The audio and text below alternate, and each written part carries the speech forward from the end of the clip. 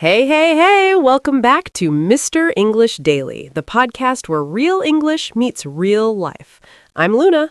And I'm Leo. And today we're talking about something that might sound almost too simple, but trust me, it is anything but. Weather. Weather. And before you say, really? That's the topic? Just wait, because weather is one of the most powerful tools an English learner has. Seriously. It really is. But before we jump in, can we just take a second for everyone who's been feeling a little stuck with their English lately? Yes, please. If words disappear right when you need them, if your sentence comes out a little sideways and your brain goes, that is not what I planned, that is completely normal. That is not failure, that is learning. And learning is messy before it gets comfortable. Vocabulary is honestly a little rude sometimes. One day a word is right there, easy, familiar. Next day, gone. No warning, no goodbye. Just vanished. Just gone. Terrible behavior from vocabulary. Honestly, but that's exactly why we make this podcast, to keep English close to your ears, close to your life, so it stops feeling like something you study and starts feeling like something you actually use. So today, no pressure. You don't need to understand every single word. Just listen, feel the rhythm, pick up what you can. Progress is often quiet. Sometimes it's just, oh, I understood that. Or, wait, I think I could say that too. And those little moments, they matter more than people think. Big time. All right, if you're enjoying this, please follow the podcast, subscribe to the channel, and give this episode a like. It genuinely helps us keep going. And if you're new here, welcome. We are so happy you found us. We have English, we have opinions, and apparently we have very strong feelings about weather. Which brings us perfectly to today's topic. Weather in English. Now, here's why this matters. Weather is probably the single most common topic for small talk in English-speaking cultures. It comes up everywhere. With a coworker in the hallway, with a neighbor outside, at a coffee shop, waiting in line, walking into a meeting. It is everywhere. And the beautiful thing is, it requires almost no preparation, no background, no personal history, just eyes, a sky, and a sentence. Cold today, isn't it? Done. Conversation started. And that is powerful for a learner, because the hardest part of speaking English is often just starting. Weather gives you a very low-stress way to begin. Yes, you don't need to be clever. You don't need a perfect sentence. You just need something human. Exactly, because no matter who you're talking to, rich, tired, late, overdressed, underdressed, everyone is under the same sky. That's the magic of it. It's shared, and shared things are easy to talk about. And people talk about it constantly, come rain or shine. That's actually a great idiom. It means no matter what the conditions are, something still happens. Right. She walks every morning, come rain or shine. Nothing stops her. Not cold, not rain, nothing. Love that phrase. And it shows you how weather language moves into everyday life naturally, without people even thinking about it. Okay, so let's talk about something that genuinely surprised me. Weather doesn't just affect what we talk about, it affects how we feel. Oh, completely. Sometimes I know what kind of day I'm having before I've even had coffee, just from looking out the window. Same. A bright morning doesn't change everything, but it makes things feel a little lighter, a little less heavy before the day even begins. And the sky brightens up. Great phrasal verb, by the way. Brighten up means to become lighter, more cheerful. The sky brightens up, a room brightens up, even a person can brighten up. She brightened up when she heard the news. Works in weather and in life. One phrase, two worlds. I love that. And then you get the opposite kind of day. Gray sky, heavy air, slower thoughts. Not always bad, but definitely different. Some gray days feel peaceful. Others feel like your motivation just didn't show up for work. Exactly. It depends on the person, too. Sunshine gives some people energy. Rain gives other people peace. A rainy day can make the world feel quieter, softer, less demanding, like everything slowed down just a little, and maybe that's okay. And that's why weather talk so often becomes mood talk without anyone planning it. Right. Someone says, it feels gloomy today, and what they sometimes mean is, I feel a little gloomy too. And on those days when you're not fully sick, but you're just not yourself, that's where under the weather fits perfectly. Yes, under the weather means feeling slightly unwell, tired, or off. Not dramatic, just not your best. I'm feeling a bit under the weather today, so I'm staying home. It's honest without being heavy. That's exactly why people love that phrase. It's gentle. It says enough without saying too much.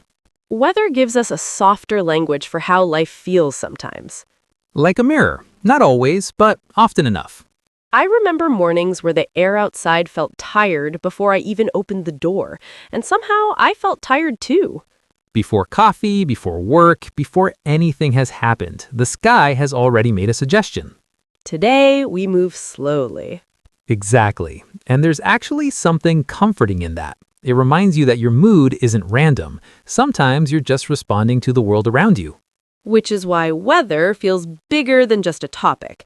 It touches energy, patience, focus, even how social we feel on a given day. And once you realize that, the next question gets really interesting.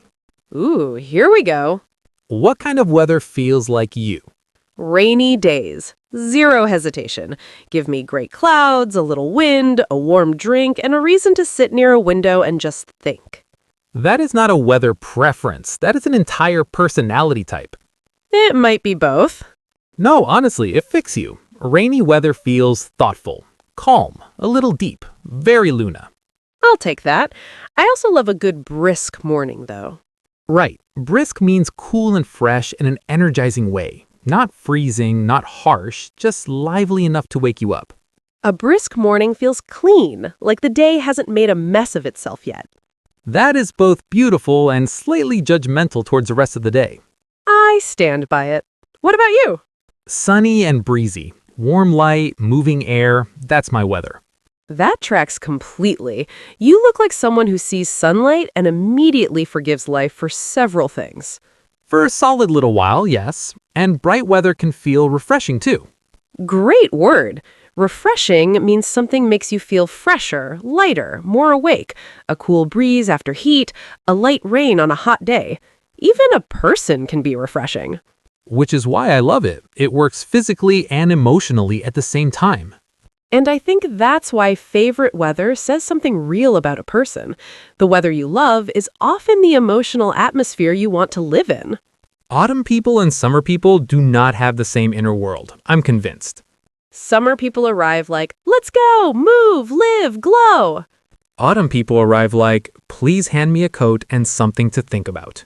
Painfully accurate. Winter people are a completely different category. Very serious tea energy. Very serious tea energy, yes. But that is what makes weather such a rich topic. Ask someone what weather they love, and sometimes they end up telling you what kind of life they love too. A light question that reveals something surprisingly personal. Now, weather also has a less poetic side, because for every person who romanticizes the rain, there is also a human being carrying a jacket all day in pure frustration. Ah, yes, the deeply inconvenient side of weather. Muggy weather is one of my personal enemies. Muggy, warm, humid, and sticky in an uncomfortable way. The kind of weather that makes you feel exhausted before you've done anything. You step outside for 5 minutes and suddenly you feel like you've lived an entire day already. That is exactly what it does, and it makes everything feel harder than it should.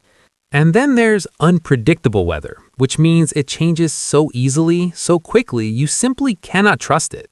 So you end up carrying sunglasses, a jacket, an umbrella, and quiet disappointment, all at the same time.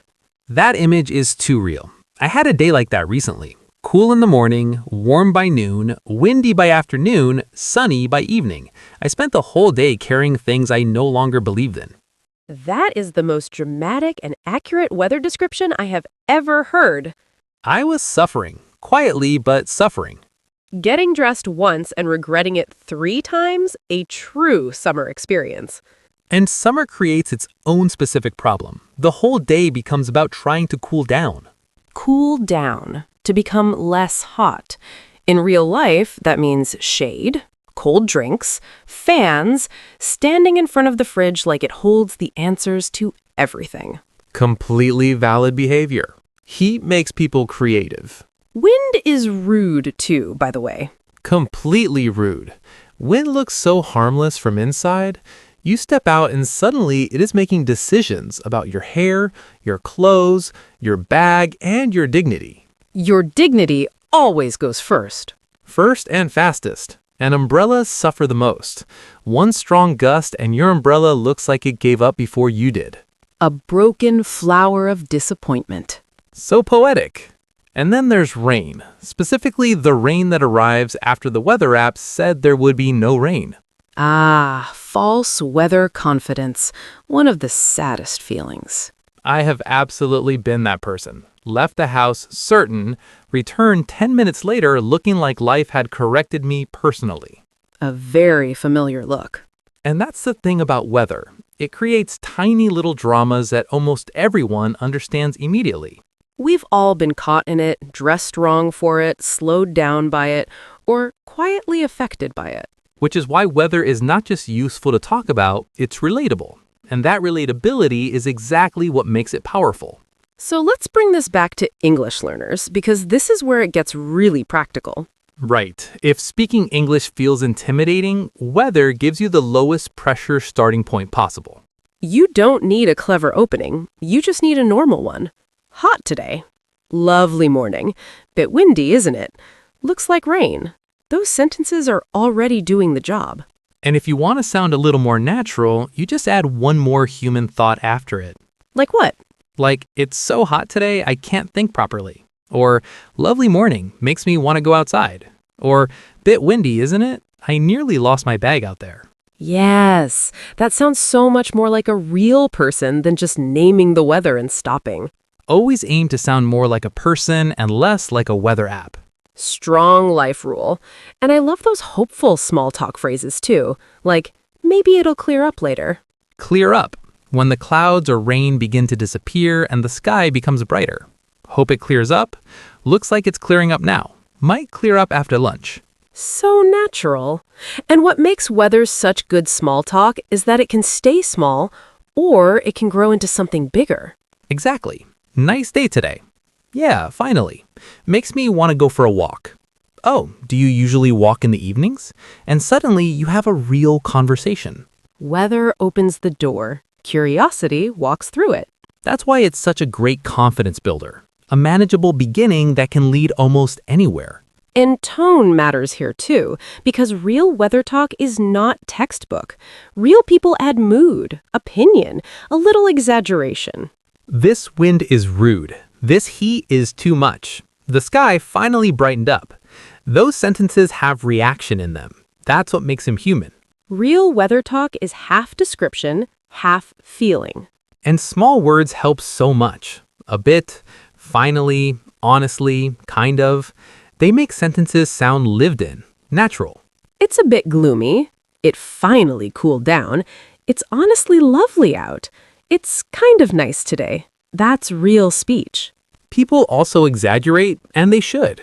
I stepped outside and immediately regretted my entire life. Very normal summer sentence. Thank you. Very relatable. And that matters for learners because sometimes people think better English means more complicated English. When actually, better English usually means more natural English. Short, expressive, alive. Lovely day. Bit cold. Looks like rain. Glad it cleared up. This wind is something else. That is the rhythm. Not perfect, just real. And once you start hearing that rhythm, speaking feels less like performing and more like participating.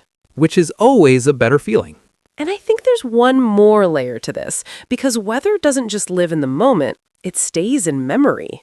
Oh, strongly. Sometimes I remember the weather of a moment before I remember anything else about it. Weather wraps itself around memories. Light, air, temperature, the feeling of a particular day. A rainy afternoon isn't just rain. It can become childhood, comfort, a certain room, a certain season of life. A bright, cold morning can become school memories, early starts, nerves, new beginnings, all of that stored in a single feeling. Which is probably why weather connects people so quickly. It's not only practical, it's emotional. Someone says, I love rainy days, and suddenly they're not just talking about rain. They're talking about what rain feels like to them. Their whole inner world becomes visible in one sentence.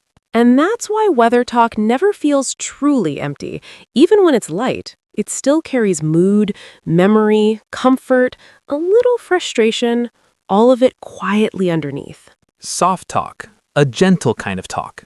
Not heavy, not too personal, but still human. And for English learners, that means your simple sentences can still carry real feeling, real connection. Better English doesn't always begin with big ideas. Sometimes it begins with a very ordinary sentence said at the right moment. Bit windy today, isn't it? Looks like it might rain. And from there, life enters the conversation. Which is why weather is such a wonderful topic for learners. Simple enough to use, human enough to matter. That's a beautiful place to land. Thank you. Okay, before we go, let's slow it down and visit some of the words and phrases that came up naturally today, because hearing them in real conversation makes them so much easier to remember. And to actually use. Let's do the word tour. Word tour. First word, overcast.